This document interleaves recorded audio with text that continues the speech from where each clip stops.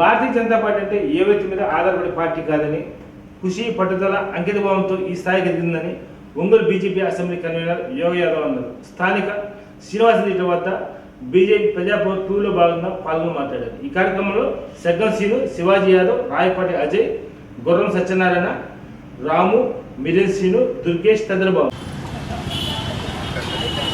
ఇప్పుడు assembly convener ఈ రోజున నరేంద్ర మోడీ గారి నాయకత్వంలో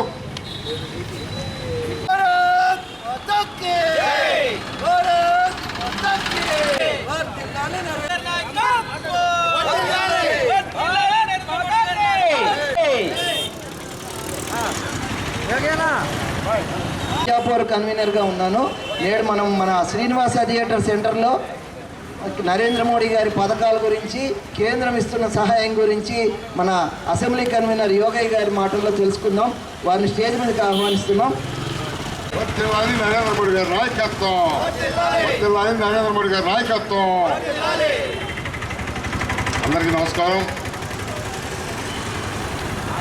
భారతీయ జనతా పార్టీ వీధి వీధిలో తిరిగి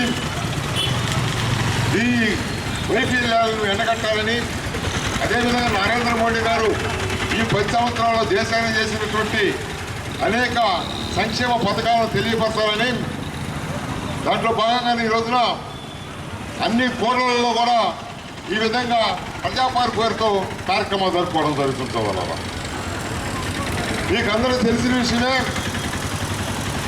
జగన్మోహన్ రెడ్డి గత ఎన్నికలకు ముందు ఈ రాష్ట్రంలో 3648 కిలోమీటర్ల సుదీర్ఘ పాదయాత్ర చేసి, ఆ పాదయాత్రలో అనేక ఆచరణ సాధ్యం కానటువంటి హామీలు గుప్పించి జనాల దగ్గరికి వెళ్ళి ముద్దులు పెట్టుకొని కౌగులించుకొని, నేను చూశాను, నేను విన్నాను, నేను ఉన్నానని చెప్పి కళ్ళకొల్లి మాటలు చెప్పి, పూర్తిగా అబద్ధాలు చెప్పి ప్రజలను మభ్యపెట్టి ఓట్లు వేయించుకున్నటువంటి జగన్మోహన్ రెడ్డి ఈ రాష్ట్రంలో పరిపాలనలో పూర్తిగా విఫలమయ్యాయని చెప్పి సందర్భంగా చెప్పక తప్పదు. ఎందువల్లంటే ఈయన అధికారం చేపట్టినటువంటి మొదటి రోజు నుండి అమరావతిలో ప్రజావేదిక కూల్చివేతతో ప్రారంభమైనటువంటి ఈ విధ్వంస కాండ ఇదే విధంగా కొనసాగుతుంది. ప్రజలందరూ కూడా ఇంకొక 2 నెలలు కానీ ఓర్చుకోగలిగితే ఈ విధ్వంసకర ఎర్రాచక ప్రభుత్వం కుప్పకూలిపోతుంది. దానికి ప్రజలే సరైన నిర్ణయం తీసుకోవాలని తెలుస్తున్నాం. ఎప్పుడు కూడా మనం ఇవ్వలేదు. ఎటు చూసినా కానీ ఒక పక్క ఇసుక మాఫియా, మైనింగ్ మాఫియా, మద్యం మాఫియా, భూ కబ్జాలు, ఈ విధంగా ఈ రాష్ట్రాన్ని, రాష్ట్ర ప్రజలని జగన్మోహన్ రెడ్డి దోచుకోవడం జరుగుతుంది. అంతేకాకుండా జగన్మోహన్ రెడ్డి ప్రతిసారి కూడా ఒకటే చెప్తున్నాం, గతంలో జగన్మోహన్ రెడ్డికి ఒక 2 నెలల టైం ఉంది. ఎందువల్లంటే గతంలో కూడా ఎన్నికలకు ముందు ఆయన జైల్లో ఉన్నప్పుడు జగనన్న వదిలిన బాణమని ఒక బాణాన్ని వదిలాడు. ఆ జగనన్న వదిలినటువంటి బాణమే ఈ రోజున తిరిగి నీకే గురి పెట్టింది. కావున ఆ జగన్మోహన్ రెడ్డి అనేటువంటి వ్యక్తిని ఆ బాణం ద్వారానే ఈ రాష్ట్రంలో అధికారం కోల్పోవడం జరుగుతుందని చెప్పి సందర్భంగా తెలియజేస్తున్నాం. ఎందువల్లంటే ఈ రాష్ట్రంలో ఈ అరాజక పాలన ఎంతో కాలం కొనసాగకూడదు. ఈ విధంగా జగన్మోహన్ రెడ్డి ఈ రాష్ట్రంలో ఎక్కడ రోడ్లు అక్కడే ఎక్కడ అభివృద్ధి పథకం లేదు. మాట్లాడితే నేను బటన్ నొక్కాను అంటావు. ఎందుకు దేనికోసం బటన్ నొక్కావు? మేము కేంద్రంలో నరేంద్ర మోడీ గారి కాళ్ళు పట్టుకొని నువ్వు నిధులు తెచ్చి ఆ నిధులని తప్పుగా వచ్చిస్తూ ఈ ప్రజలకి సంక్షేమ పథకాల రూపంలో నూటికి ఈ రోజున ఎంతమందిని ఈరోజు తీసేస్తున్నావు. అంతేకాకుండా ఈ రోజున ఎంతమందికి పెన్షన్ తీసేసావు. నువ్వు అధికారాన్ని నాకు వచ్చిన హామీలు సంవత్సరం ఒకసారి జాబ్ చేయాలని ఏమైంది? విదేశీ విద్య ఏమైంది? టిట్కో గృహాల సంగతి ఏంటి? ఈ విధంగా అన్ని రంగాల్లో కూడా వైపున్నటువంటి జగన్మోహన్ రెడ్డి ప్రభుత్వాన్ని మనము ఏ మాత్రం కూడా సహించడానికి వీల్లేదు. ఈ ప్రభుత్వాన్ని ఎంత త్వరలో గద్దె తిప్పితే ఎంత మంచిదని చెప్పి ఈ సందర్భంగా ప్రజలు కూడా ఒకసారి ఆలోచించాలి. ఎందువల్లంటే ఈ ప్రభుత్వం కనుక అలా తిరిగి వస్తే అనేక ఇబ్బందులకు గురి కావాల్సిన అవసరం ఉంది.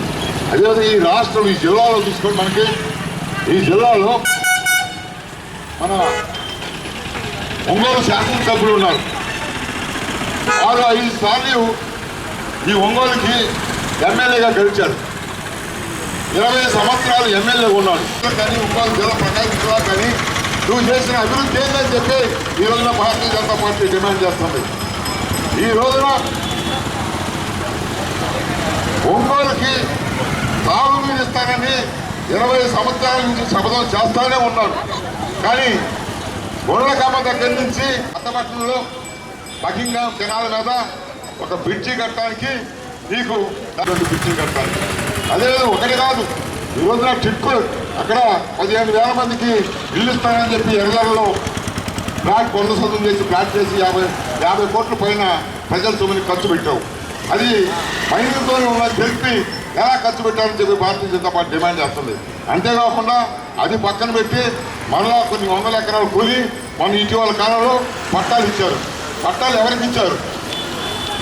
కేవలం నీ పార్టీ కార్యకర్తలకి 2 ఇళ్ళు 3 ఇళ్ళకి అదేవిధంగా ఇస్తూ పోతుంటే దీని మీద సమగ్రమైనటువంటి దర్యాప్తు అవ్వాల్సినంత అవసరం కూడా ఈ కలెక్టర్ గారు కొన్ని ఎందుకంటే దీని మీద భారతీయ జనతా పార్టీ సీరియస్గా ఉంది.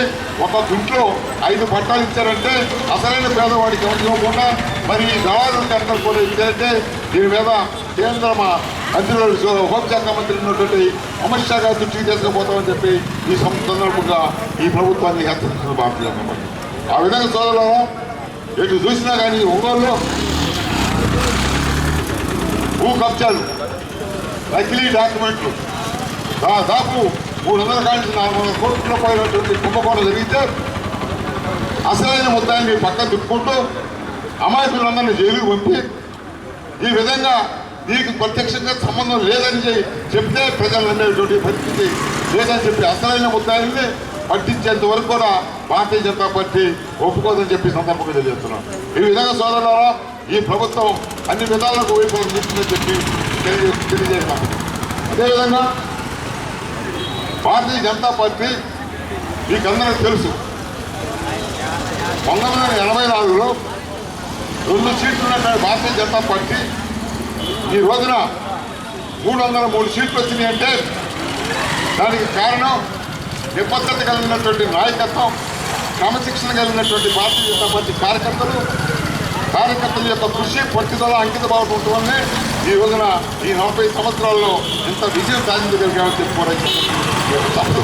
ఎందువల్లంటే భారతీయ జనతా పార్టీ కార్యకర్తలు ఆయన ఒక టీఎంకు ఉండేటువంటి కారణం అని చెప్పుకోవడం సందర్భంగా తెలియజేస్తున్నాను. భారతీయ జనతా పార్టీ అంటే ఏ వ్యక్తి మీద ఆధారపడిన పార్టీ కాదు.